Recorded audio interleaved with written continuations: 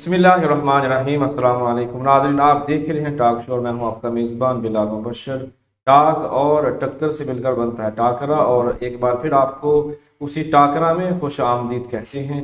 यकीनी तौर पर ये प्रोग्राम जितने भी टीवी चैनल्स पर या सोशल मीडिया पर होते हैं, उनका असल मकसद तो अवाम की तर्जमानी होता है, अवाम की जो मसाइल होते हैं उनके ऊपर बात करना होता है। ऐसे ही हम मुख्तलिफ मौज़ूआत के ऊपर गुफ्तगू भी करते रहते हैं, जिसमें इस्लाह भी हो, रहनुमाई भी हो, और जो मामलात जो हम जहाँ पर हम जाके कंफ्यूज हो जाते हैं या गड़बड़ का शिकार होते हैं, उनके ऊपर भी बात करना बहुत ज़रूरी होता है। और हम वक्तन फ़वक्तन ऐसे ही मौज़ूआत के ऊपर गुफ्तगू करते रहते हैं। जैसे महंगाई का दौरा चल रहा था, तो महंगाई के ऊपर बात की, पेट्रोल की बात की, फिर सड़कों की बात की, पानी की बात की। ये जो बातें हैं सारे मसाइल को उजागर करने के लिए जो भी हम करते हैं, इनका मकसद यही है कि जो भी हमारी बात सुने, हुकाम बाला तक हमारी बात पहुँचे और उनके ऊपर कुछ ना कुछ एक्शन हो और आवाम को रिलीफ मिले। आज भी एक बार हम फिर गुफ्तगू करने जा रहे हैं ऐसे ही मौजू के ऊपर, जो कि हर एक शख्स के लिए परेशानी का बायस बना हुआ है। और परेशानी के साथ साथ उसके हवाले से अगर बात करें तो इस कम्युनिकेशन ने, टेली कम्युनिकेशन ने जो आकर पूरी दुनिया को अपनी लपेट में लेके अपने शहर में जकड़ लिया है, उसकी भी मिसाल पूरी दुनिया में नहीं मिलती। जितनी जल्दी इसने तरक्की की और पूरी दुनिया में राज शुरू कर दिया, और पूरी दुनिया में अभी यही टेली कम्युनिकेशन से ही रिलेटेड हर एक चीज़ चल रही है। हमारे आज के मुअज़्ज़ज़ मेहमान हमारे इसी ज़िला ननकाना साहब के प्रेसिडेंट हैं और टेली कम्युनिकेशन के। उनसे गुफ्तगू होगी टेली कम्युनिकेशन की तारीफ के हवाले से, टेली कम्युनिकेशन क्या है, इसके फ़वाइद क्या हैं, नुकसानात क्या है उनकी नज़र में। और फिर बिज़नेस के हवाले से बात करेंगे, शायर सांगनेवाल के हवाले से भी बात करेंगे। और फिर जब टाकरा शुरू होगा, यानी कि आधे घंटे के बाद जब हम दूसरी ब्रेक के बाद वापस आएंगे, तो फिर जो हमारे साथ जुल्म व ज़्यादती हो रही है अवाम के साथ, उनके ऊपर भी बात करेंगे, जो कि बहुत अहम है। और उनके ऊपर बात करने के लिए ही आज का प्रोग्राम रखा गया है। तो आप इस वक्त देख रहे हैं मेरी स्क्रीन पर इमरान हैदर साहब को। जी अस्सलाम वालेकुम। वालेकुम अस्सलाम। क्या हाल चाल है जनाब? जी अल्हम्दुलिल्लाह, आप सुनाएं? ठीक ठाक? ठीक ठाक है अल्हम्दुलिल्लाह जी। बहुत शुक्रिया एक बार फिर आपने कह लें कि हमें वक्त नायत किया ऐसे मौजूद पर बात करने के लिए, जो कि बहुत अहम था। टेली कम्युनिकेशन बहुत बड़ा अभी नेटवर्क हो चुका है पूरी दुनिया में।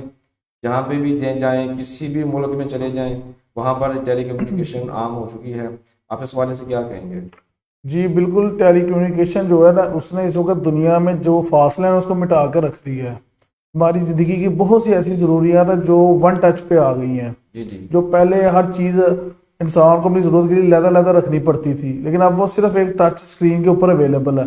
और उसके बाद जो इंटरनेट आया, उसने तो दुनिया को ही घुमा के रख दिया, बहुत फास्ट कर दिया है। घर बैठे आप इस वक्त हर चीज़ कर रहे हैं। जिस तरह के कोविड आया था, उस वक्त सारी की सारी जो थी वो चीज़ें ही ऑनलाइन पे चली गई थी। जी जी। तो इसका एक बहुत अहम किरदार है, बड़ा अहम रोल हो गया हुआ है ज़िंदगी में, जो इसके बगैर अब ज़िंदगी ऐसी लगती है जैसे नामुमकिन है। सही है। पहले अगर बात करें माजी में, जब पिछली सदी में चले जाएं, तो नॉर्मल मोबाइल होते थे। फिर सबसे पहले पीटीसीएल की भी बात होती है कि जो भी किसी को फ़ोन आता था, पीटीसीएल पे फ़ोन आना, फिर वो लंबा एक सिलसिला था। उस दौर को कुछ कभी कभी याद करते हैं आप? जी, उस दौर को याद करते हैं, लेकिन वो हमारा बचपन था।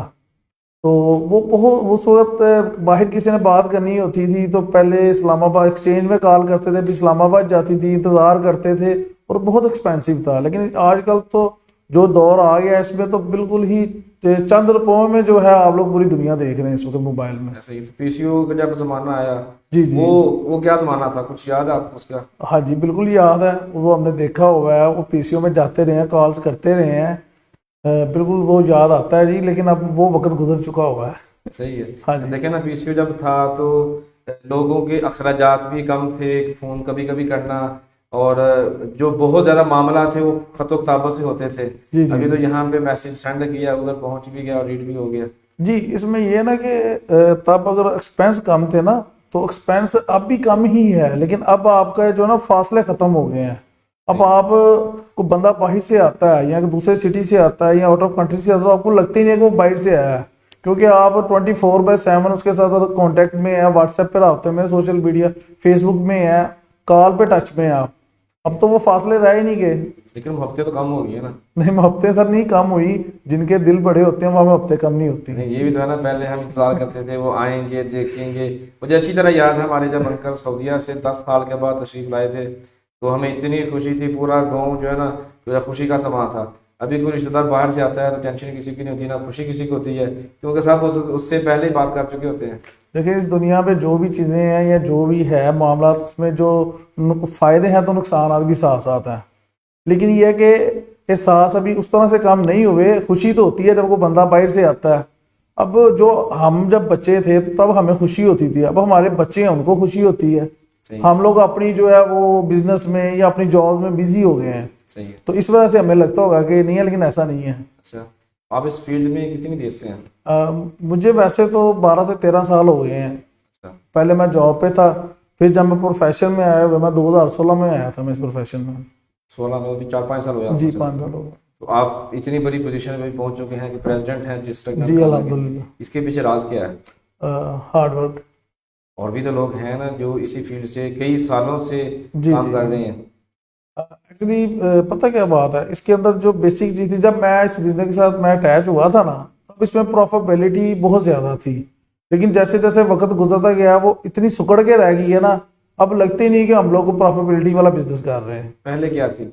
सर अभी जिस तरह के देखें ना, बहुत सारी चीज़ें हैं। जैसे आप आजकल कैश इन चलता है, मोबाइल अकाउंट्स की सर्विस यूज़ होती है, उसमें कैश इन है। नहीं नहीं, उसको छोड़ दें। जी अब अगर नॉर्मल, क्योंकि अभी ये तो सिस्टम अभी चंद साल हो गए हैं इसको आए हुए। जी जी। उससे पहले तो ये लोड का ही बिजनेस था ना सारा। सर उस वक्त कमीशन कंपनी की बहुत अच्छी थी, अच्छा, मार्जिन अच्छे थे। लेकिन इस वक्त आके वो बिल्कुल डेड पॉइंट पे खड़े हैं अपने। कितने डेड पॉइंट पे है? ऐसा कह लें कि शायद अगले 2 या 3 साल के बाद ना कंपनीज डायरेक्ट हो जाए कस्टमर के साथ, जो इस वक्त हालात हैं इस बिजनेस के। ये तो मुमकिन नहीं है।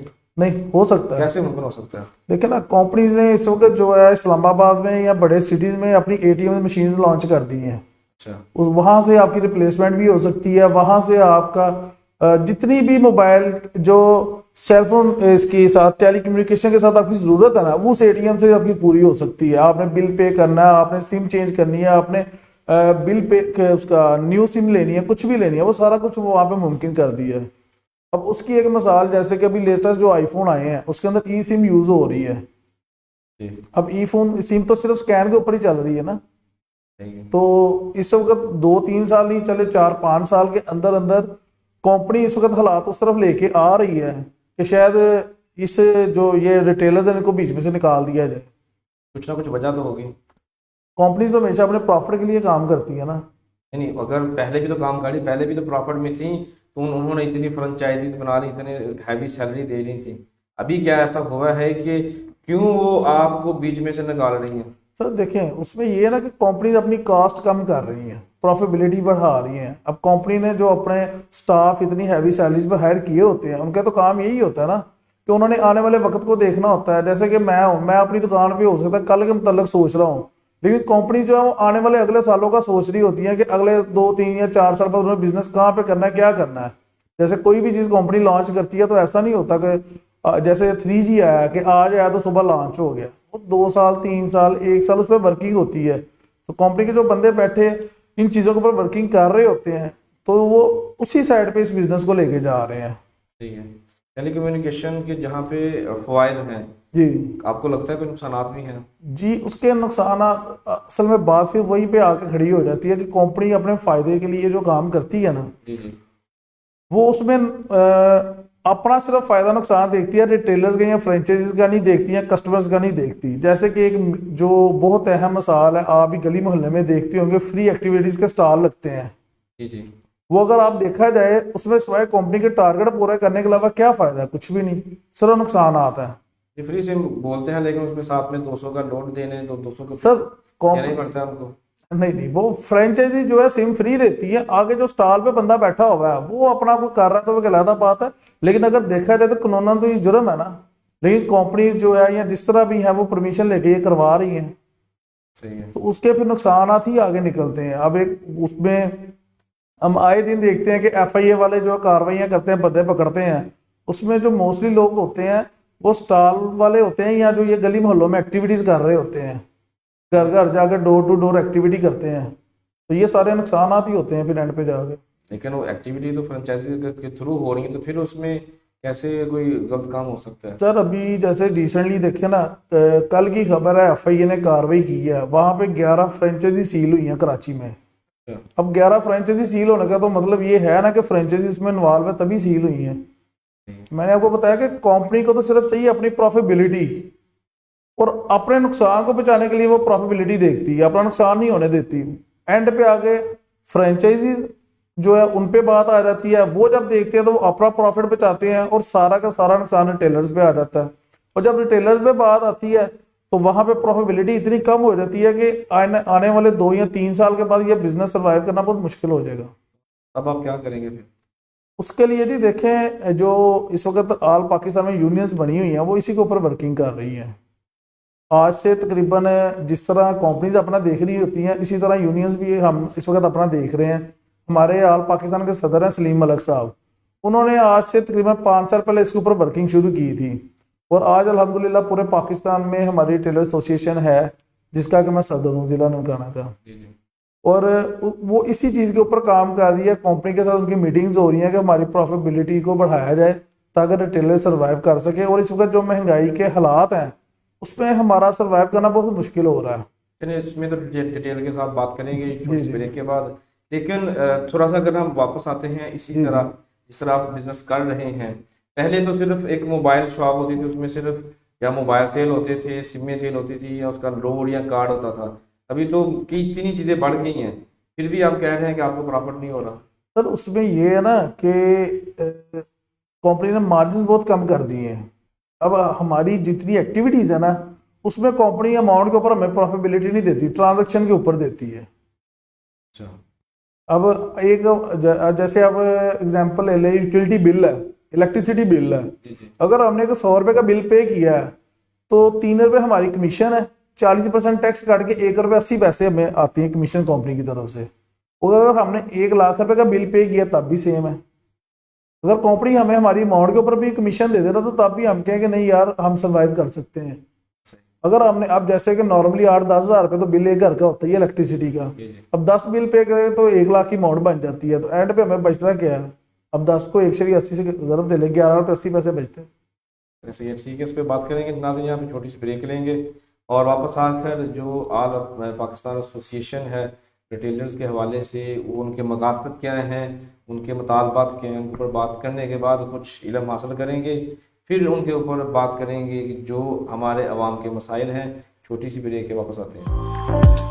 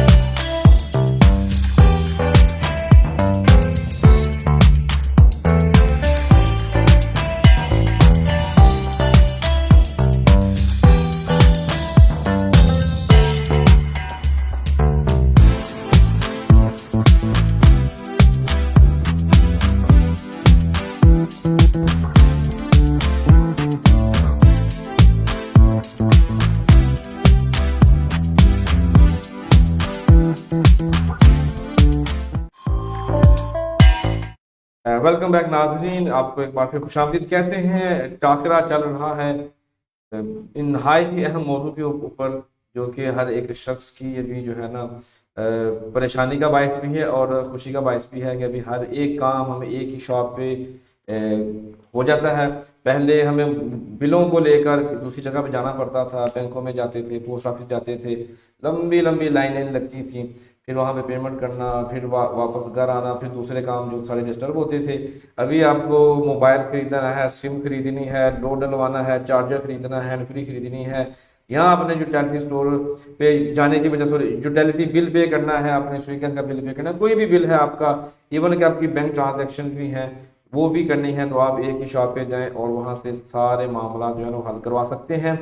इनके ऊपर भी बात होगी, लेकिन अभी हम बात करने जा रहे हैं वो यही है कि जो रिटेलर जो एसोसिएशन बनाई गई है ऑल पाकिस्तान, फिर सांगला हिल हमारी जो कि तहसील है, फिर जिला ननकाना साहब में भी ये यूनियन मौजूद है, जाहिर इसके कुर्बा जवार में काफ़ी शहर भी हैं, ये सब मिलकर जो एक तंजीम चला रहे हैं, उनके मकासद क्या है और उसका आवाम को फ़ायदा क्या है और रिटेलर्स को फ़ायदा क्या है, उसके ऊपर बात करेंगे। सदर साहब थोड़ा सा हमें बता दीजिएगा कि ये जो एसोसिएशन है जो कि आपको तो मदऊ किया गया है ज़िला ननकाना साहब के सदर के तौर पर, तो क्या हमारे शहर की अपनी भी है? सिटी सांगला हिल की? जी जी जी बिल्कुल, सिटी सांगला हिल की भी यूनियन है, उसका भी मैं सदर हूँ सांगला हिल में। अच्छा। तो जी देखिए, यूनियन बनाने का जो मकसद है ना वो बेसिकली इस तरह से है कि कंपनी के साथ मिलके इस बिजनेस की ग्रोथ लेके आना, रिटेलर्स की जो प्रॉफिटेबिलिटी है उसको बेहतर करना। अब उसमें जो पहले नंबर पे बात आ जाती है रिटेलर्स का मकसद, वो तो आ जाता है कमीशन, उस पर ऑलरेडी हमारी बात हो गई है। उसके बाद दूसरे नंबर पे चीज आ जाती है जी ब्लैकमेलिंग। अब ब्लैकमेलिंग कौन करता है? कंपनी जब फ्रेंचाइजीज को हैवी टारगेट्स दे देती हैं, वो फिर आगे आगे रिटेलर्स के ऊपर वो टारगेट डाल देते हैं। अब अभी जब से यूनियन बनी है ना, तब से तो रिटेलर्स इस चीज में बहुत इजी हो गया, लेकिन इससे पहले क्या होता था, रिटेलर्स को ब्लैकमेल किया जाता था कि आपने जी महीने की 30 या 40 सिमें बेचनी ही बेचनी है, जो मर्जी हो जाए। पोस्टपेड सिम्स आपने हर हाल में बेचनी है। अगर उसको इमजी दी जाती थी तो उसका जो अच्छे दुकानदार 5-7 होते थे उनका रेट और दिया जाता था, जो छोटे दुकानदार हैं उनको रेट ही और दिया जाता था। और इस तरह के और बहुत सी चीज़ों में ब्लैकमेल किया जाता था, जिसकी वजह से जब सलीम मलिक साहब ने इसके ऊपर वर्किंग शुरू की, एक यूनियन का मतलब सोचा, वो तो उन्होंने अपने फैसलाबाद में काम शुरू किया, फिर उन्होंने खुद और अपनी टीम को सांगला लेके आए, यहाँ पे बैठ के उन्होंने हमारे साथ मीटिंग की, फिर यहाँ पे हमने वर्किंग करके को तकरीबन 8 से 10 दिन में हमने अपनी यूनियन यहाँ पे खड़ी कर दी थी। सही। और अब क्या है कि अब किसी रिटेलर को मसला है, वो मेरे से डिस्कस करता है, मेरे जनरल सेक्रेटरी से बात करता है, मेरी टीम से बात करता है, वो बंदा खुद फ्रेंचाइजी से फिर आगे बात करके रिटेलर के मसाइल हमको खुद जल्दी करवा लेते हैं। जो बात पहले 8 दिन में नहीं होती थी, वो अब 1 दिन में मामला हल हो रहे हैं। सही है। अब फ्रेंचाइजी को हमें ब्लैकमेल करने से मना किया रहता है कि भाई आपने यूनियन है तो इसको ब्लैकमेल नहीं करना, और हम लोग उनको इस चीज़ की ओपन ऑफर देते हैं कि भाई अपना आपका बिजनेस बढ़े, हमारा बिजनेस बढ़े, इसके लिए जब मर्जी आप आगे हमारे साथ टेबल टॉक करते हैं, वो हमारी होती है और चीज़ें बेहतरी की तरफ जाती हैं। फिर सही है। जैसे आपने बात की आपके शहर के जनरल सेक्रेटरी हैं, तो थोड़ी सी उनकी जो नाम और तफसील बता दें, कौन जनरल सेक्रेटरी, उनका नाम क्या था, कि उनका भी जिक्र हो जाए। जी, ये जो सांगला यूनियन है, इसमें सबसे पहले आ जाते हैं सरपरस्ते आला, जिसमें मिर्जा नवीर साहब हैं करण मोबाइल से, हाजी जमील साहब हैं अरसलान पीसीओ से, मियाँ फरहान साहब है मियाँ मोबाइल से, तैयब भट्ट साहब है भट्ट फोटो स्टेट से। उसके बाद सदर आ जाता है जो कि मैं हूँ। उसके बाद मेरे जनरल सेक्रेटरी साहब है फाहद साहब, फाहद मोबाइल से।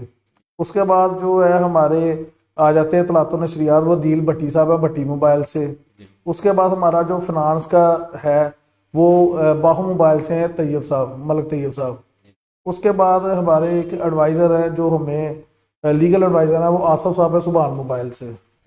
ये सारी जो मेरी टीम के बंदे हैं, ये हमारे जो इस वक्त तहसील सांगला में जो रजिस्टर्ड मेंबर्स हैं वो 46 के करीब रिटेलर्स हैं। अच्छा। जो इस वक्त हम लोग तहसील सांगला रजिस्टर्ड हैं। अच्छा। जिनके कोई भी मसाइल होते हैं वो हम लोग कोशिश करते हैं कि वाया यूनियन हल हो, और वो इंशाल्लाह हल हो भी जाते हैं। सही है।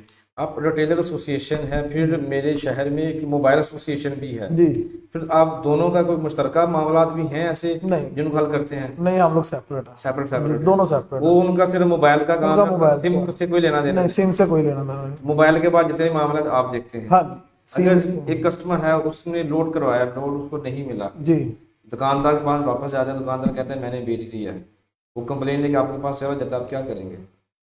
वो कंप्लेन कर देता है। अगर जी जी। सर देखें, अगर इस तरह के वाकया डेली होते हैं उसमें वो होता ये है कि जिस तरह अब जैज वालों अक्सर करते हैं कि कस्टमर ने लोन ही लिया होता, उसको लोन आ जाता है, वो हमारे से 50 का लोड करवा के जाता है, तो हम कहते हैं हो गया, थोड़ी देर बाद आ जाता है लोड नहीं हुआ, फिर हम लोग मैसेज चेक करते हैं, मैसेज में हम देख लेते हैं, उसको बता देते हैं भैया आपने तो डबल एडवांस लिया होगा तो 100 का लोड होगा, वो कहता है जी मुझे पता नहीं है। अब ये मामला चले जाते हैं कंपनी के हेड पे। अब रह गया जो आपने सवाल किया है, उसमें सर ये होता है कि मैसेज हमारे पास मौजूद होता है, इन केस मैसेज भी ना हो तो फिर हम लोग हेल्पलाइन से वेरीफाइड कर लेते हैं, सही है। अगर हुआ हो तो उसको ट्रांजैक्शन आईडी बता देते हैं, और अगर वो कंप्लेन कर देता है तो कंपनी ने भी वहीं से वेरीफाइड करना है जहाँ से हम वेरीफाइड करके बताते हैं कस्टमर को। सही है। जैसे आपने कहा आपका मार्जिन बहुत ही कम है, जी एक कस्टमर आया आपसे कार्ड लिया या आपसे लोड करवाया, गलत नंबर पे चला गया, अगर लोड करवाया या कार्ड रिचार्ज किया लेकिन वो बोलता है कि पहले ही रिचार्ज जो है ना चार्ज हो चुका है, अब क्या करते हैं आप? सर उसमें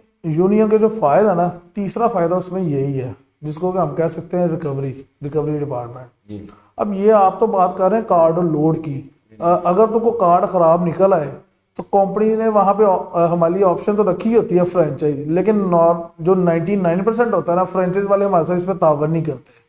होता यही है कि जो कार्ड अगर खराब निकला है तो हमारे खाते में जाता है। अब रहेगी लोड की बात। खराब से क्या मुराद है?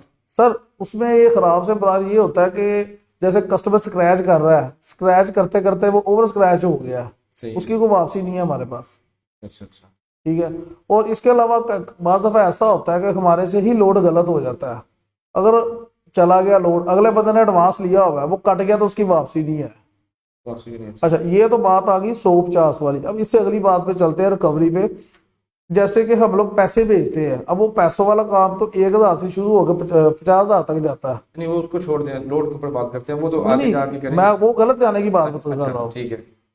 देखे ना, बंदा आप पैसे भिजवाने आए हैं मेरे पास, आपने कहा जी इस नंबर पे पैसे भेज दे, एक डिजिट गलत हो गया, वो पैसे गलत चले गए हैं, कंपनी जो है उसके ऊपर हमें कोई हमारी जो है ना वो रिवर्सल नहीं देती।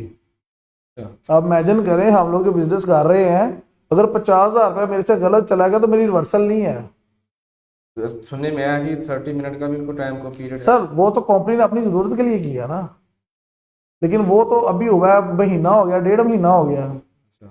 जब से किया हुआ है तब से कंपनी का जो मोबिलिंग का नेटवर्क ही खराब जा रहा है, उसमें सर्वाइव कौन कर रहा है? एंड पे आकर रिटेलर। अच्छा अब पैसे गलत चले गए हैं, कंपनी के पास उसका कोई जवाब नहीं है। कंपनी को हम कहें तो वो कहते हैं जी जब हम लोग कैश इन करते हैं तो नंबर 2 दफा लिखते हैं आप, सही है। उसका मतलब ये होता है कि जी आप वेरीफाइड कर लें। यूनियन का जो तीसरे नंबर पे फायदा है वो यही है, रिकवरी यूनिट। जिस तरह हमारी आल पाकिस्तान है यूनियन, जी जी। जिले की यूनियन है, इसी तरह पंजाब यूनियन है। पंजाब के हमारे सदर है चौधरी रियाज साहब जेलम से, अच्छा। उनको ऑलमोस्ट 3 या 3.5 महीने हो गए तश्कील दिए हुए पंजाब कबीना को, और 3 माह में उन्होंने 3,30,000 रुपये की रिटेलर्स की रिकवरी करवाई है। ये मैं और रिकॉर्ड आपको बता रहा हूँ, 3,30,000 रुपये की 3 माह में रिकवरी करवा के दी है रिटेलर्स को। सही अगर यूनियन ना होती तो वो रिटेलर्स का नुकसान था पूरे पंजाब के अंदर। सही है। तो अगर इसमें जो कस्टमर का वो आप मिसाल के तौर पर एक कस्टमर लोड करवाया, जी गलत चला गया या बैलेंस भेजा, कैश इन जो भी था मामला जी था, गलत चला गया, जो कस्टमर को प्रॉब्लम फेस करना पड़ती है उसका फिर हल क्या करते हैं आप? सर, अगर तो कस्टमर को हम नंबर वेरीफाइड करवा देते हैं, अगर तो कस्टमर की मर्जी से चला गया है, अगर तो हम लोड को रिवर्स करवाने की कोशिश करते हैं, उसके खड़े वो सामने खड़ा होता है, अगर रिवर्स हो जाए उसको बाकी पैसे दे देते हैं जो रिवर्स आते हैं, या उसका दोबारा से लोड कर देते हैं। लेकिन सेम चीज वही है, अगर अगले बंदे ने एडवांस लिया हुआ है वो कट गया है, या किसी ऐसे बंदे के पास पैसे चले गए हैं कि जो वापस बंदा नहीं दे रहा या अप्रोच नहीं हो रहा, तो वो तो फिर जाए जाते हैं। आपकी एसोसिएशन का आम कस्टमर को, आम लोगों को फायदा है?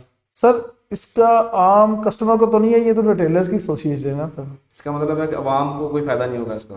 सर अवाम को फायदा इसका ये होता है, देखें जब रिटेलर अपने कस्टमर्स को सर्विस अच्छी कब देगा? जब वो मेंटली रिलैक्स होगा। सही है। अब जब से यूनियंस बनी हुई हैं, अब मैं आपको बताता हूँ, परसों एक रिटेलर है रोड़ी वाले का, उसने 1854 पे एक नंबर पे गलत सेंड कर दिए हैं। सही। अब है तो वो रिटेलर, वो कस्टमर की गलती से जो है गए हैं, उसने मेरे से रब्ता किया, हमने उसकी डिटेल निकलवाई है, उसके बाद वर्किंग शुरू हो गई है। वो जो उसकी डिटेल है वो लाहौर की निकली है, हमारी लाहौर की टीम इस पे काम कर रही है। अगर वो पैसे वापस आ जाते हैं तो वो कस्टमर को वापस मिल जाने हैं। अगर नहीं आते तो? अगर सर नहीं आते तो कस्टमर की वजह से पैसे गलत गए ना। सही है। कस्टमर ने अपना जैसे खुद बताया। एक अंजुमन ताजना की बात करें, उनका इंटरव्यू कर चुका हूँ, तो उनका कहना है कि अगर कस्टमर को कोई मसला होता है तो वो हमसे आके बात करे। अगर मैं कि मोबाइल शॉप पे जाता हूँ और मोबाइल शॉप वाले का एटीट्यूड और जी रवैया जो है वो एक अच्छा नहीं है, उसका गुफ्तगू अच्छी नहीं है, डीलिंग अच्छी नहीं है, मिसबिहेव करता है, या ऐसे कुछ मामला होते हैं जो मुझे लगता है कि यार ये इसने गलत किया है या जी मेरे जी साथ ज्यादती हुई है, कोई जी भी शख्स हो सकता है जी जी उसमें, तो क्या वो भी आपके पास नहीं आ सकता फिर? सर वो आ सकता है, जो हमारे सरपरस्त आला ना मिर्जा नवीद साहब, जी उनको हम लोगों ने वो कोई भी कस्टमर को परेशानी है किसी रिटेलर के साथ, किसी फ्रेंचाइजी को मसला है, या किसी जो अदारे हम ऐसा काम कर रहे हैं उनमें से किसी को भी मसला है, तो मिर्जा नवीद साहब के पास जब मर्जी जा सकते हैं। सही है, वो सारा काम वही देखते हैं। हाँ जी, इस चीज को वो देख रहे हैं। किसी को भी कोई रिटेलर्स को मसला तो सदर से हो गया, अपनी यूनियन की जो एग्जेक्टिव मेंबर्स हैं उनमें से किसी के साथ हो गया, तो बिल्कुल वो जा सकते हैं। वैसे तो मिर्जा नवीद साहब को अच्छी तरह जानता हूँ, वो एक शरीफ आदमी है, लेकिन अगर किसी का बाई चांस उनके साथ ही मसला हो जाए तो फिर कि वो क्या करे आदमी? सब फिर यूनियन के जितने भी इस वक्त हमारी जो ना 10 एग्जेक्टिव मेंबर्स हैं, अच्छा, इस तरह के मैं किसी वक्त अवेलेबल नहीं हूँ तो मेरे नायब सदर साहब हैं, बैल शाहद मोबाइल से शाहद साहब, जी ठीक है, उनके पास भी जा सकते हैं। देखिए जो एग्जेक्टिव मेंबर्स है ना, उनका मकसद यही है कि एक बंदा अवेलेबल नहीं है या एक बंदे से कोई मसला है तो दूसरे बंदे से जाके कस्टमर है या कोई भी रिटेलर है वो अपनी बात कर सकता है। कर सकते हैं। जी मतलब ये पॉलिसी में शामिल है कि जो मेंबरान हैं, जो आपके अहदेदारान जी हैं, दूसरे अहदेदार के खिलाफ एक्शन ले सकते हैं? सर इसमें हम लोगों ने ये जो बात अब कर रहे हैं ना, इसमें हमें कुछ रुकावट्स आई थी। अच्छा, अब इस वक्त हमने आल पाकिस्तान में तो इस पे इम्प्लीमेंट कर लिया हुआ है, जितनी भी कबीना है ना उनकी आल पाकिस्तान की, उसके ऊपर हमने एक सुप्रीम काउंसिल बनाई हुई है। सही है। आल पाकिस्तान के ऊपर वो लॉन्च हो गई हुई है, बन की वर्किंग अपनी कर रही है। उसका काम ही है कि अगर सदर, नायब सदर या कोई भी एग्जेक्टिव मेंबर का बंदा को बात कर रहा है कि जो कस्टमर्स या कंपनी के या हमारी पॉलिसीज के खिलाफ है, तो वो उसको मॉनिटर कर रही हैं। इसी तरह से जिले के ऊपर भी वर्किंग हो रही है। एक आधे जो ये वाला संडे है, इस संडे वाले दिन उसको जो है ना उसने कबीना जो है सुप्रीम काउंसिल वो फाइनल हो जानी है इंशाल्लाह। चलिए सही है, ठीक है, बहुत शुक्रिया नाज़रीन। यहाँ पे छोटी सी ब्रेक लेंगे और वापस आएंगे और आकर जो जैज़ कैश, इजी पैसा, बैंक मामला, जो जिनके जितने भी मामलात हैं जिनके हवाले से आज का प्रोग्राम था, उसी टाकरे के ऊपर बात करेंगे। अभी यानी कि टक्कर होगी एक गाहक की एक दुकानदार के साथ, फिर देखें आगे रिजल्ट क्या निकलता है। छोटी सी ब्रेक के बाद वापस आते हैं।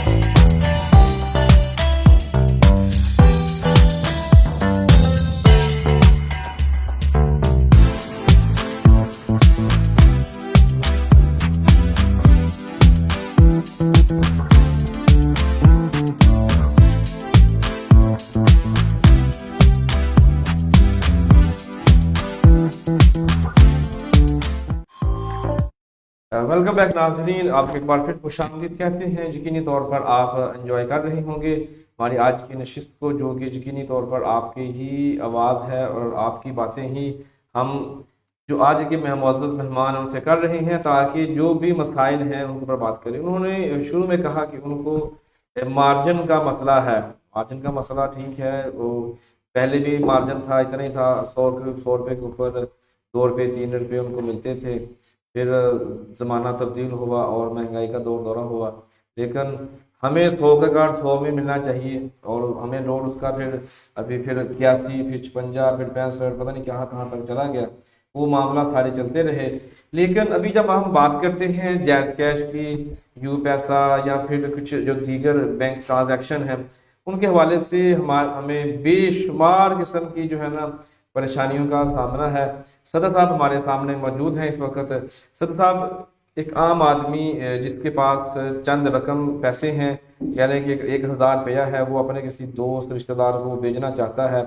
अगर वो भेजने की ख्वाहिश रखता है, जैसे ही वो दुकान के पास जाता है, दुकानदार उसको बोलता है ठीक है आपने 1000 भेजना है, 10 रुपये आप मुझे दे दो, उसमें से कट कर लेंगे।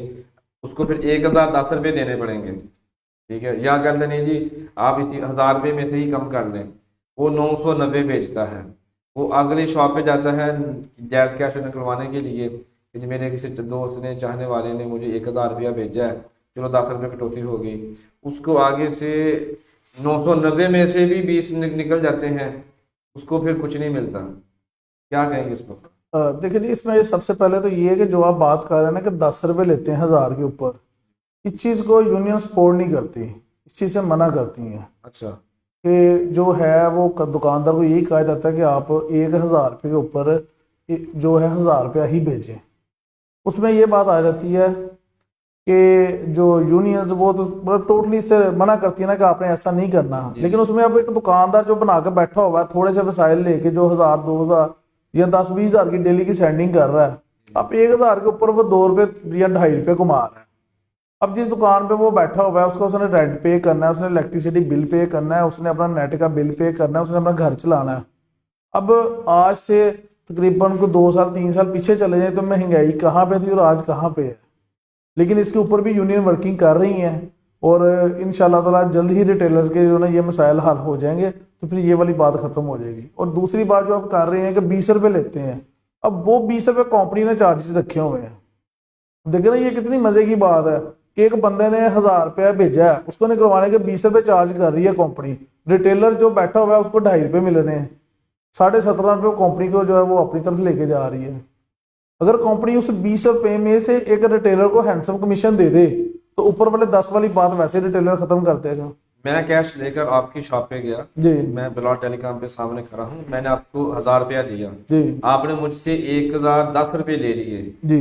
10 रुपये पूरे पूरे आपके हुए। सर वो ये देखे ना, ये पूरे पाकिस्तान में अगर आप सपोज करें कि 5000 रिटेलर है तो 5000 बंदा तो ये पैसे नहीं ना ले रहा, वो तो चंद एक गिनती के रिटेलर से पैसे ले रहे जो होंगे। ले रहे हैं उनके बारे में क्या कहेंगे आप? थोड़ा सा उनके लिए सर हम लोग जो हमारी ऑल पाकिस्तान यूनियन सलीम मलिक साहब है इसके ऊपर पूरी वर्किंग कर रहे हैं। इंशाल्लाह ताला जल्दी ये खत्म हो जाएंगे। जो रिटेलर्स ले रहे हैं ना, थोड़े बहुत रिटेलर्स हैं, वो भी बंद हो जाएंगे। बस आप कहते हैं गैर कानूनी है वो? जी, ये गैर कानूनी नहीं लेने चाहिए उनको? नहीं लेने चाहिए। जो लोग ले रहे हैं उनके खिलाफ आप एक्शन लेंगे? सर उसके लिए मैं आपको बता रहा हूँ कि हम लोग ऑलरेडी कंपनी के साथ ये बात हमारी जो है ना वो डिस्कशन चल रही है कि आप रिटेलर्स मार्जिन बढ़ाएं, क्योंकि जो बड़ा रिटेलर है या जिसकी वॉकिंग ज्यादा है उसने तो दूसरी चीजें बेच के पूरा कर लेना है। अब जो बंदा ही survive cash in cash out पे कर रहा है वो बंदा कहाँ जाएगा? उसकी अगर कमीशन स्ट्रक्चर बेहतर होगा तो वो यकीनन ये काम नहीं होगा। ठीक है, आपने कहा कि एक जेन्युइन तरीकाकार यही है कि 1000 रुपये के बदले 1000 ही ट्रांसफर होना चाहिए। जी बिल्कुल। जब निकलवाते हैं हमें 980 मिलते हैं जी, उसमें दुकानदार को सिर्फ 2.5 रुपए मिलते हैं जी प्रॉफिट, बिल्कुल ऐसे बाकी कंपनी चार्ज लेती है। इसका मतलब है उसके ऊपर हमें इतराज नहीं होना चाहिए फिर। जी बिल्कुल ऐसे मतलब आपसे कोई इतराज नहीं कर सकते, रिटेलर का इतराज नहीं है, फिर जी। वो कंपनी की पॉलिसी है, जी, जी, वो जी। जैज़ कंपनी की पॉलिसी है। जी ऐसे ही है। फिर जब बैंक की ट्रांजैक्शन होती है उसके ऊपर क्या करते हैं फिर आप? सर जो बैंक की वो कंपनी ने एक फीस स्ट्रक्चर बनाया हुआ अपना बैंक वालों ने? जी नहीं, इजी पैसा। अगर हम जैज़ कैश की सर्विस यूज कर रहे हैं जी जी। तो वो कंपनी ने फीस स्लैब दी होती है कि 1000 के 35 रुपए चार्जेस हैं। 2,000 के इतने हैं, 10,000 के इतने हैं, 50,000 के इतने हैं। अच्छा अच्छा, जी स्लैब बनी हुई है उसके वाले से जी, उस हिसाब से चार्जेस। चलते हैं चार्ज से होते हैं, ठीक है। कुछ लोग आते हैं आपके पास बिल लेके, जी बिल बना कुछ भी अमाउंट हो गई, आप उस पर 10 रुपये चार्जेस लेते हैं। सर। अच्छा। जबकि आपने पहले भी कहा कि आपको हुकूमत तरफ से भी कुछ मार्जिन मिलता है। कंपनी की तरफ से? अब वापडा की बात करेंगे ना, अगर आप तो वापडा कुछ देता है आपको कुछ? नहीं, हमें वापडा नहीं देते। हम लोग जिनकी सर्विस यूज कर रहे हैं ना, जैसे इजी पैसा, जैज कैश, अच्छा उनकी अच्छा, तरफ से हमें कमीशन मिलता है। तो उनकी तरफ से आपको मिलता है। जी। तो आपका वापडा से डायरेक्ट कोई लिंक नहीं है? नहीं जी, उनके साथ कोई मतलब नहीं। आपकी जितनी पेमेंट होती है सारी जैश कैश या फिर इस तरह की जी। थ्रू यूज करते हैं आप? यहाँ पे ना मैं आपको थोड़ा सा इसका ना एक सर्कल थोड़ी सी जी जी, वजाहत प्लीज कर देता प्लीज, हूँ। वो इम्पोर्टेंट है। एक इजी पैसा रिटेलर है, उसने अपनी दुकान पे आकर बैठना है सुबह। सबसे पहले तो उसके लिए मेन मसला ये है कि उसने अपनी इन्वेस्टमेंट अरेंज करनी है जी जी कि जी मैंने इन्वेस्टमेंट मेरे पास कितनी हो तो मैं जो है ना वो काम कर सकता जी हूँ। जी अब जब इन्वेस्टमेंट उसने अरेंज कर ली, जी उसके लिए जो अगला मरहला आ जाता है कि भाईजान मैंने पेमेंट किस कंपनी को लगवानी है। चले हम जायज़ कैश को ले लेते हैं। सही है। हम जायज़ कैश में पेमेंट लगवानी है, उसने उसने फ्रेंचाइज को ढूंढना है, फ्रेंचाइज अकाउंट में पेमेंट लगवा देता है। अब वो बंदा सुबह पेमेंट 9, 9:30, 10 बजे लग गई। अब फ्रेंचाइजी वो बैलेंस मोस्टली जो भेजती हैं वो सेकंड टाइम में जाके शाम को भेजती हैं, तो सारा दिन जो जो पेमेंट होती है ना वो फ्रेंचाइज के एंड पे रहती है।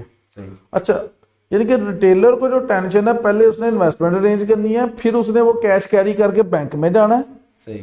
बैंक तक जाने की जिम्मेदारी रिटेलर की है। खुदा ना खासा को मिस ऐप हो गया, उसको कंपनी कुछ नहीं देती। बैंक में चला गया, उसने कैश सारा सीधा करना है, बैंक में स्लिप भर के लगवानी है, फिर फ्रेंचाइजी के पीछे पड़ जाना है कि भाईजान हमें बैलेंस कर दें। अब वो अगले बंदे, फ्रेंचाइजी की मर्जी है, वो पाबंद नहीं है हमारा कि हमें वो फौरन बैलेंस करे। वो जब उसका दिल करना है उसने बैलेंस करना है। वो जब बैलेंस आ जाना है, अब एक आप एग्जांपल लें कि जी हमारे पास 100 बिल आ गया, एक बिल आ गया जी 5,000 का, तो 100 बिल की अमाउंट बन गई 5 लाख रुपए। अब उसको 100 बिल को पे, 1 मिनट भी एक बिल पे लगे तो 100 मिनट लगना हमें पे करने में। ऐसे ही है। तकरीबन 1.25 घंटे में 100 बिल पे करेंगे अगर 1 मिनट है लगता है, तो अगर 2 मिनट लग गए तो डबल हो गया टाइम। जी जी। अब इतने ज्यादा बिल फिर रिटेलर पकड़ नहीं सकता, उसने बाकी काम भी साथ साथ करने हैं। बड़ी बात। अगर कंपनी कमीशन स्ट्रक्चर बेहतर कर दे तो ये जितने मामला आता है वो सारे इधर ही खत्म हो जाए। अच्छा, जब वो बिल की अमाउंट पकड़ रहा है कस्टमर से, वहां पे जाली नोट आ जाता है। अगर तो पता चल गया तो ठीक है, नहीं तो वो पढ़ के खाता। पड़ गया, बैंक में चला गया, वो भी पड़ गया, बैंक वाले क्रॉस करके दे देते हैं वापस। सही है।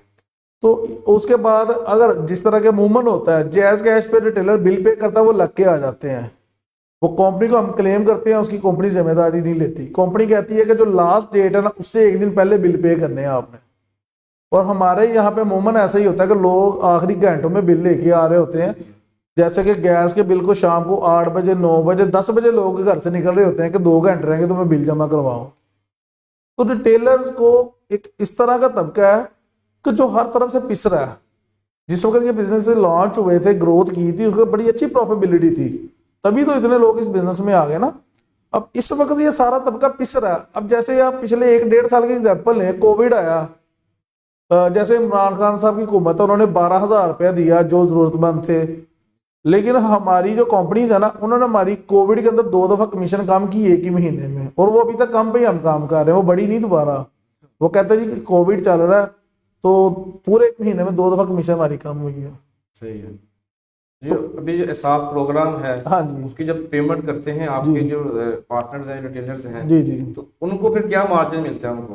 तो सर। आप इतने पैसे लगा के लोगों को दे रहे हैं, तो आपको उसके बदले में कुछ भी नहीं मिल रहा, फिर आप क्यों कर रहे हैं? सर, जो एहसास प्रोग्राम वाला जो है ना सेटअप, वो टोटल डिफरेंट है, वो हमारी यूनियन में नहीं आता, अच्छा। क्योंकि उसको गवर्नमेंट डायरेक्ट देख रही है। उन्होंने लहदा से सेंटर्स बनाए हुए हैं, वहां पे वो सारे मामला हो रहे हैं।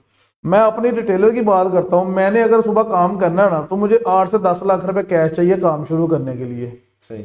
सिर्फ। और उसके उसमें अगर आप मेरी बचत देख ले, एक 50,000 रुपए का मैं कैश नहीं करता हूँ ना तो मुझे 34 रुपए बचते हैं। आपको लगता है कि दिन में मैं इतने कैश नहीं करता हूँ? 50,000 के रात को मुझे 2-2.5 हज़ार बच जाता हो। 3450 साल का बच्चा एक टाइम में मांग के ले जाएगा। मैं आपको हम आपको प्रूफ दे सकते हैं, ठीक है ना। हम लोग काम कर रहे हैं, हमारे पास मैसेज है, कमीशन के स्क्रीनशॉट्स है, हर चीज मौजूद है। 34 रुपये में एक 50,000 की ट्रांजेक्शन के मिलते हैं। और बिल का आप हिसाब लगा लें कि अगर 100 बिल किया तो 11 रुपये 80 पैसे हमने बचाने हैं, या 111 रुपये बच रहे होंगे 100 बिल पे। सही है। तो मेहनत कितनी है, बैंक जाना है, कैश लग, और जिस वक्त हमने बैंक कैश लगवाने जाना 1 से 1.5 घंटा लगना, दुकान भी बंद होनी पीछे से। ये भी है। और बहुत पिस रहा है इस वक्त ये तबका सर, इसलिए यूनियन की जरूरत ही हमें इस वक्त। यूनियन बन गई, सारे मामलात हो गए, अवाम को रिलीफ कहाँ पे जाके मिला अभी? सर इस तरह के ऊपर बहुत ही तेजी से वर्किंग हो रही है, और जो आल पाकिस्तान के सदर हैं सलीम मलिक साहब, उनकी टीम का ऑलरेडी को 2 से 3 माह पहले एक सेशन इस्लामाबाद हुआ भी है, और अभी इंशाल्लाह जल्दी भी होगा। और जब कंपनीज रिटेलर्स को कमीशन में बेहतरी करेगी ना, तो ऑटोमेटिकली अवाम के ऊपर वो सारे बर्डन खत्म हो जाने जो आप इसे बात कर रहे हैं। सही है। देखिए, आप सहूलत देते हैं कि जी। इसमें किसी भी चीज़ के लिए आप उसमें अजाफी चार्जेस जो है वो कटौती कर देते हैं। एग्जांपल देता हूँ कि जैसे जैज़ कैश या लोड करवाते हैं, हम पहले अजाफी पैसे देते हैं आपको, फिर जैज़ कैश वाले या जैज़ लोड वाले, जो लोड वाले जितने भी लोग हैं वो फिर कटौती करते हैं। फिर हम जब कॉल करते हैं फिर हमें टैक्स देना पड़ता है। हम इतने अवाम इतनी टैक्स दे दे के तंग आ चुकी है, कोई इसका सोल्यूशन नहीं है कोई जहाँ पे हम जाके कुछ रिलीफ महसूस करें। सर इस बात के ऊपर कंपनी के साथ बहुत ज़्यादा बात चल रही है। जो कंपनी रिटेलर्स को कमीशन देती है ना, 40% उस पर कमीशन काट लेती है अपफ्रंट कमीशन। जैसे हमने ट्रांजेक्शन की कमीशन हमें पोस्ट हुई, साथ ही उन्होंने 40% कमीशन हमारी काट लेते हैं, टैक्स काट लेते हैं। वो कहते हैं जी टैक्स पे होता है। आपको सिर्फ 60% बचता है जी बिल्कुल। इतनी इन्वेस्टमेंट के बाद आपको। हाँ जी, ये रियलिटी है। अगर आप मेरे साथ बैठ के आप मेरी देखें ना कि पूरे दिन की वर्किंग क्या है, मैंने अपफ्रंट कमाया क्या, तो आप खुद सर पकड़ के बैठ जाएंगे कि ये हो क्या रहा है। लेकिन हम देखें मोबाइल शॉप्स को, वो दिन ब दिन तरक्की कर रही है। सर मोबाइल शॉप्स कर रही हैं। नहीं नहीं, जितने भी जहाँ नहीं। आपकी स्पेशली रिटेलर्स जितने भी हैं, नहीं उनको जब भी जाए रश लगा होता है, काम कर रहे सर, हैं। वो देखे वो रश लगा होता है, वो एक छत के नीचे सारा कुछ मिल रहा है। सही है। जैसे कि एक बंदे ने रेलवे की टिकट करवानी है, एक बंदे ने, अब जैसे कि पोस्ट ऑफिस भी दुकानों पे शिफ्ट हो रहा है, उन्होंने ब्रांचेज अपनी दी हैं, वो एक बंदे का काम एक छत के नीचे हो रहा है, और रिटेलर सर्विसेज दे भी रहे हैं। मैं कह रहा हूँ कि ये तो रिटेलर्स की हिम्मत की बात है ना, कि वो इतने कम मार्जिन में जो है वो अपना सर्वाइव कर रहे हैं। सही है। और ये जो एक्स्ट्रा चार्जेस की आप बात कर रहे हैं, ये 100% रिटेलर नहीं ले रहे, ये चंद एक रिटेलर हैं जो ये ले रहे हैं। नहीं, अगर हम बैंक में जाते थे पहले बिल पे करने के लिए, वहां से बिल पे किया या फिर पोस्ट ऑफिस चलेगी, अभी सारे के सारे मामला रिटेलर शॉप के ऊपर ही क्यों आ गए हैं? सर ये तो अब कंपनीज डिसाइड कर रही है ना। नहीं, लेकिन कुछ ना कुछ तो बेनिफिट्स है ना आपको, कि हर शॉप ने भी लिख के लगाया हुआ है यूटिलिटी बिल आप यहाँ पे कर सकते हैं, आप ये वाला मामला यहाँ पे कर सकते हैं। अभी तो जो शॉप्स हैं वो पहले जैसी शॉप्स रही नहीं, अभी तो मिनी बैंक है। जी बिल्कुल इसी तरह ही है, मिनी बैंक्स हैं। और जो उन दो बैंक्स के ऊपर जो आजकल सबसे बड़ी जो तलवार 24/7 लटक रही होती है, वो रॉबरी की है। वो तो है। जो और सांगला इलाके में जिस तरह ये पिछले चंद दिनों में हो रही है, वो आपके सामने है। सही है। खुदा ना खासा एक रिटेलर का एक 50,000 चला गया, तो आप हमारी कैलकुलेशन निकाल लें उसने कितने महीनों में कमाना, 50,000 पूरा करना है। पिछले दिनों अंजुमन ताजरा ने, सॉरी अंजुमन किराना मर्चेंट ने और ताजरा ने मिलकर कुछ रैली निकाली थी, जी आपने उसमें पार्टिसिपेट किया? जी हमने उसमें पार्टिसिपेट बिल्कुल किया था। क्या कहा उन्होंने? सर उसके बाद हमारी उनकी जो है वो मीटिंग भी हुई है, उन्होंने हमें यकीन दहानी करवाई है कि जल्द ही जो बंदे अपने कैफे करदार तो वो पहुंचेंगे इंशाल्लाह। लेकिन मामला आपको लगता है रुकेगा? सर अभी रुका तो नहीं है। अभी कल भी एक मोटरसाइकिल चोरी हुई है, फिर उससे परसों भी एक मॉडल टाउन में जो है मोटरसाइकिल वो छीन के ले गए हैं। इसका मतलब है कि मामला रुकने वाला नहीं। सर मैं बात वही घूम फिर के आ जानी है कि रिटेलर तबका पाकिस्तान में इस वक्त मजलूम तरीन तबका है, और ऐसा नहीं कि हमारा रुक गया, कंपनी दिन ब दिन कमीशन और कम कर रही हैं। इसी तरह अवाम में सबसे ज्यादा मजलूम है। हम सारे मामला में टैक्स देते हैं, और हम यहाँ पे आके भी टैक्स देते हैं कि बिजली का बिल पे करना है, उस पर भी इजाफी टैक्स दे रहे जी हैं। बिल्कुल ऐसा ही है। हम मोबाइल का लोड पर उस पर टैक्स दे रहे हैं, कैश इन और कैश आउट कर रहे हैं, उस पर भी टैक्स दे रहे हैं। हम वहाँ भी तो पीछे रही है ना साथ साथ में। सर इसी तरह ही है, टैक्सेस बहुत ज्यादा इस वक्त पूरे पाकिस्तान में जो है ना गवर्नमेंट की तरफ से लगे हुए हैं, जिसमें हर एक तबका पिस रहा है। कोई सोल्यूशन है इसका? सर फिल वक्त जो हम है, हमारी जो यूनियन है, वो तो कंपनी के साथ पूरी इस वक्त मीटिंग्स कर रही हैं कि जी आप रिटेलर मार्जिन बढ़ाएं ताकि कस्टमर्स को जो है ना आगे से बेनिफिट मिले इस चीज़ का। फ्री सिम की आपने पहले बात की, जी जी अच्छा तो थोड़ा सा एंड पे चले। फ्री सिम किसी वक्त में 3,000 की जैज सिम मिलती थी, जब जी। मैंने ली थी, जिससे मैंने आपको कॉल की, 3,000 की सिम मिली थी। उस टाइम 3310 का दौर था, जी जी 300 रुपए का कार्ड मिलता था बड़ी मुश्किल से। 600 का। हाँ जी, स्टार्टिंग में 300 हाँ जी, उतना महंगा होता था। हाँ जी। तो ये दौर अभी हमने देखा, अभी भी दौर आ चुका है कि अभी 20-30 का भी लोड हो जाता है, सारे मामला हो रहे हैं। ये फ्री सिम जो है आपने बताया कि कंपनी टारगेट अचीव करने के लिए कर रही है, आपको उसे कितना लॉस हो रहा है? सर हमें उस वक्त बहुत ज़्यादा लॉस हो रहा है। आप एक सांगला तहसील देखें, कितने किसके जो है वो कितना बड़ा ये सिटी है, कितनी इसकी में रोड्स हैं, और हर रोड के ऊपर 3 3 4 4 स्टॉल लगे हुए हैं। अब उसमें होता ये है, ये नहीं मैं कहता कि सारे के सारे स्टॉल ही 2 नंबर है, इसमें कौन सा कंपनी का कौन सा बाहर का किसी को पता नहीं चलता। सही है। ये उसी को पता जो लगा के बैठा हुआ है। अब कस्टमर क्या करता है, वो फ्री सिम के लालच में सिम ले लेता है, बाद में पता चलता है कि उसका नाम पे 2 सिमें हुई हैं, 3 सिमें हुई हैं, उसको मिली नहीं है। यानी कि वो जो जिसको कह लेंगे 2 नंबर तबका ना, वो इन्हीं के अंदर ही मिला हुआ है।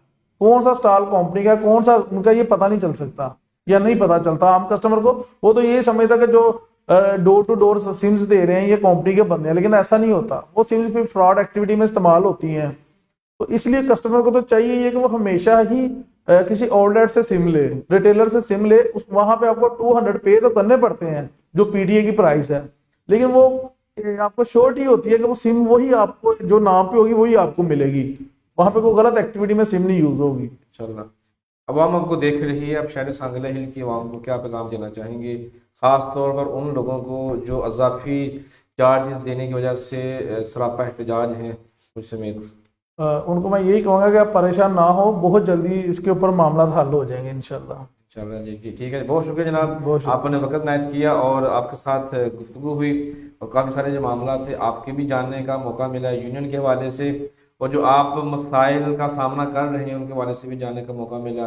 और जो आपने बात की कि जो 10 रुपये अजाफी ले रही हैं कैश इन करने, कैश ट्रांसफ़र करने के लिए, वो आप उनके ख़िलाफ़ हैं, आप उनके हक़ में नहीं हैं। ये मैं उम्मीद करते हैं कि हमारे नाज़रीन के लिए नई बात होगी, और यकीनी तौर पर जो लोग ऐसा कर रहे हैं उनको चाहिए कि वो ऐसे जो काम ना करें, क्योंकि अगर कानून ज़्यादा दे रहा है, आपकी यूनियन ज़्यादा दे रही है, तो फिर आप कर सकते हैं। अगर नहीं ज़्यादा दे रही तो फिर आपको इज्तनाब करना चाहिए, ताकि आपके ऊपर मुस्तकबिल में कोई कानूनी कार्रवाई ना हो। मिलेंगे कल फिर किसी नए मौजू नए मेहमान के साथ, तब तक मुझे इजाज़त। पाकिस्तान जिंदाबाद।